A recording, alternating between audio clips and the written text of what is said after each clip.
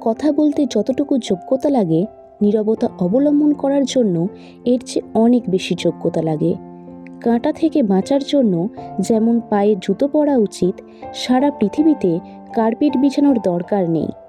ঠিক তেমন যদি তুমি শান্তি চাও, তাহলে নিজেকে বদলানোর চেষ্টা করা উচিত, অপরকে নয়।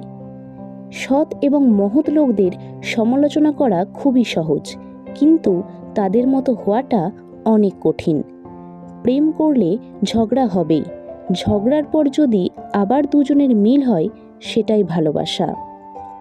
হারানোর যন্ত্রণাটা কেবল সেই বোঝে যে তার প্রিয় মানুষটিকে হারিয়েছে।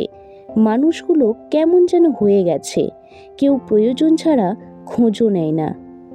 আমরা সবসময় মনে করি আমাদের স্মৃতিশক্তি খুবই দুর্বল, কিন্তু যখন আমরা কাউকে ভুলতে চেষ্টা করি, ঠিক তখন বুঝতে পারি আমাদের স্মৃতিশক্তি কতটা শক্তিশালী। স্বার্থপর মানুষেরাই জীবনে ভালো থাকে, বাকিরা তো কেবল অপরকে ভালো রাখে। মানুষ কখনো ইচ্ছা করে বদলায় না। কিছু মানুষের অবহেলা, কিছু মানুষের স্মৃতি, কিছু মানুষের ব্যবহার আর পরিস্থিতি ও সময় মানুষকে বদলাতে বাধ্য করে। জীবনের অভিজ্ঞতা থেকে বলছি, যত একা থাকবেন তত ভালো থাকবেন। বছরের পর বছর ধরে একটা মানুষকে কখনোই ভালো লাগতে পারে না। যদি লাগে তবে সেটা ভালো লাগা না, সেটা আসলেই ভালোবাসা। যে ব্যক্তি তোমাকে সত্যবাদী বলে বিশ্বাস করে, তার সাথে মিথ্যা কথা বলা নিকৃষ্টতম বিশ্বাসঘাতকতা। আপনার বউ চাকরি করুক আর নাই বা করুক, প্রতি মাসে তার হাতে কিছু টাকা দিয়ে বলুন, এই টাকাটা তোমার ইচ্ছে মতো খরচ করো, আমি হিসাব নেব না। বিশ্বাস করুন, মেয়েটি কখনোই ইচ্ছে খুশি মতো খরচ করবে না, বরং আপনার বিপদের দিনে সেই সবার আগে পাশে এসে দাঁড়াবে। খারাপের সংস্পর্শে থাকলে একসময় ভালোটাও খারাপ হয়ে যায়।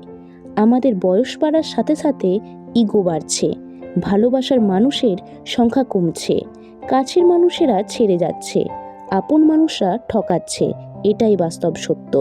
প্রিয়জন হারানোর চেয়ে ঘর হারানো ঢের ভালো।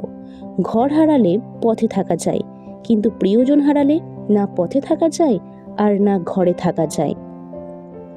জীবনে কাউকে পাওয়াটা বড় কথা না, আপনি যাকে পেয়েছেন তাকে জীবনের শেষ পর্যন্ত কাছে পাওয়াটাই বড় কথা। সব ক্ষেত্রে অতীত ভুলে যাওয়া ঠিক নয়, কিছু ক্ষেত্রে অতীতকে মনে রাখা জরুরি। অতীতকে শ্রদ্ধা করা জরুরি। কারা আপনার বিপদে পাশে ছিল, কাদের মাধ্যমে আজ আপনি সফলতার চূড়ায় পৌঁছাতে পেরেছেন ইত্যাদি, এসব আপনি কখনো ভুলবেন কি করে? কেউ যদি আপনাকে খুব বেশি প্রায়োরিটি দেয়, তাহলে ভাববেন না মানুষটা অনেক সস্তা।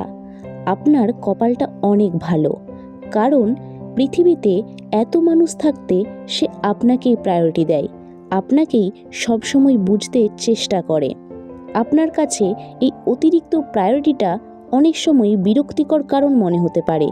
একটাবার ভেবে দেখুন, যে মানুষটার কাছে আপনি এতটাই স্পেশাল যে তার সবটা জুড়ে শুধু আপনি আপনি আর আপনিই আছেন, তাকে অবহেলা করাটা কি ঠিক? তার প্রায়োরিটিটাকে মূল্য দিতে শিখুন, হোক সেটা বন্ধুত্ব, ভালোবাসা কিংবা বেস্ট ফ্রেন্ডের সম্পর্ক।